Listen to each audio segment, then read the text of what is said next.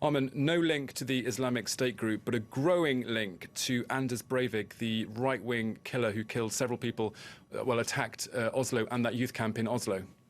Well, it depends what one means by link, doesn't it? The police chief said that there was an obvious link, but that could mean a lot of things. I mean, it could be that this particular perpetrator simply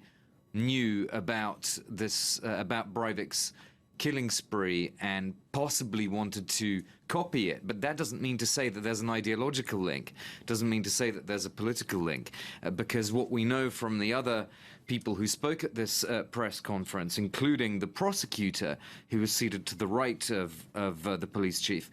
there was no ideology, there was no political motive, because otherwise the prosecution would have started investigating. The prosecutor said, we decline to take over an investigation because there's no evidence of a political motive for this attack. In the case of Breivik, there was very clearly a political motive, which is for him to defend white civilization. And so anyone who stands in the way of that, a left-wing government, a left-wing electorate,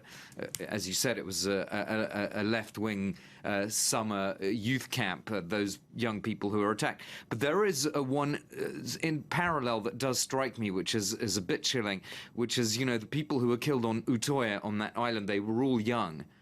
and as were the people who were killed in Munich, and that does make one wonder whether there was a copycat element, at least in terms of the youth of the targets, because we did hear from the police that most of those were killed were 15 years old, 13, 17, 19, 18 or 20, and of course the gunman himself was a teenager, an 18-year-old.